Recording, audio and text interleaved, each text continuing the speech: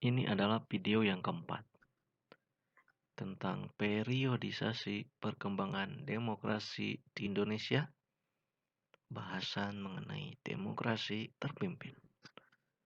Demokrasi dari rakyat, oleh rakyat, dan untuk rakyat. Periodisasi demokrasi tahun 1959 sampai 1965.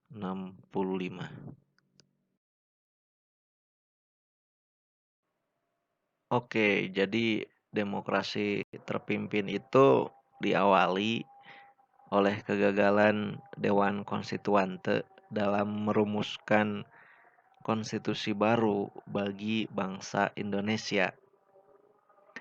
Akibat kegagalan Dewan Konstituante tersebut telah membawa Indonesia ke dalam situasi kondisi yang serba tidak pasti.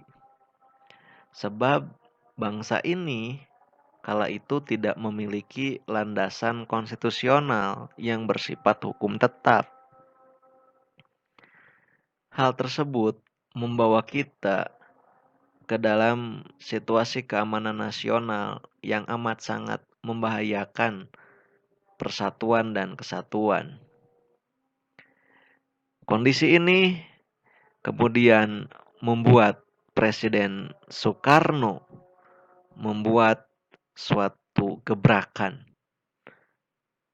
yakni dengan mengeluarkan dekret yang terkenal dengan sebutan Dekret Presiden 5 Juli 1959.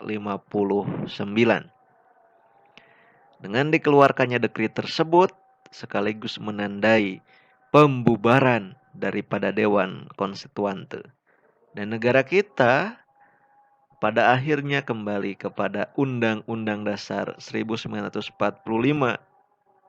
sebagai landasan konstitusionalnya.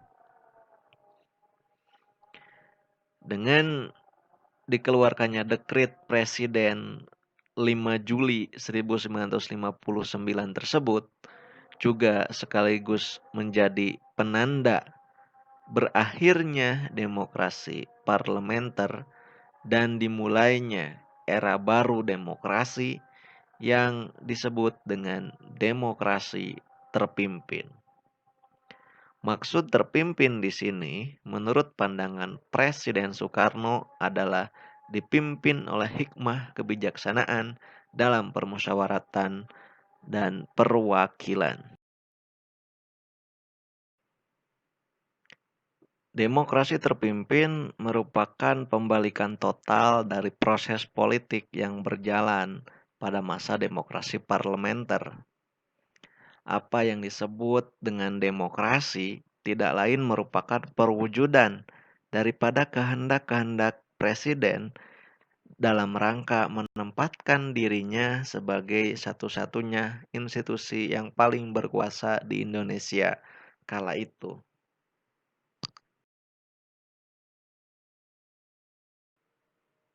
Karakteristik demokrasi terpimpin. Pertama, mengaburnya sistem kepartaian. Kehadiran partai-partai politik bukan untuk mempersiapkan diri dalam rangka mengisi jabatan politik di dalam pemerintahan, tetapi lebih merupakan elemen penopang dari tarik ulur kekuatan antara lembaga kepresidenan, Angkatan Darat, dan Partai Komunis Indonesia.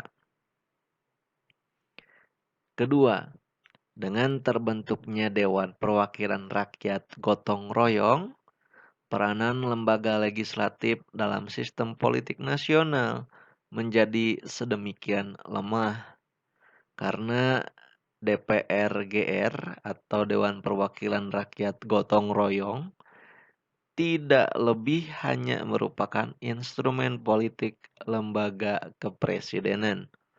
Proses rekrutmen politiknya pun ditentukan oleh presiden. Ketiga, hak dasar manusia menjadi sangat lemah. Presiden dengan mudah menyingkirkan lawan-lawan politiknya yang tidak sesuai dengan kebijaksanaannya atau yang mempunyai keberanian untuk menentangnya. Sejumlah lawan politik presiden pada masa itu menjadi tahanan politik presiden, terutama yang berasal dari kalangan Islam dan sosialis. Yang keempat, masa demokrasi terpimpin adalah masa puncak dari semangat anti kebebasan pers. Sejumlah surat kabar dan majalah diberangus oleh pemerintah, seperti misalnya Harian Abadi dari Masyumi dan Harian Pedoman dari PSI. Kelima, sentralisasi kekuasaan yang semakin dominan dalam proses hubungan antara pemerintah pusat dan daerah. Daerah-daerah menjadi memiliki otonomi yang terbatas. Dari kelima karakter di atas, kita bisa menyimpulkan bahwa demokrasi terpimpin itu sudah keluar dari aturan yang benar.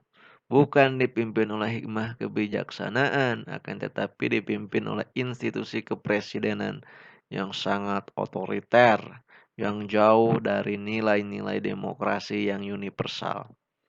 Masa ini disebut sebagai masa suram demokrasi di Indonesia. Terima kasih sudah menyimak.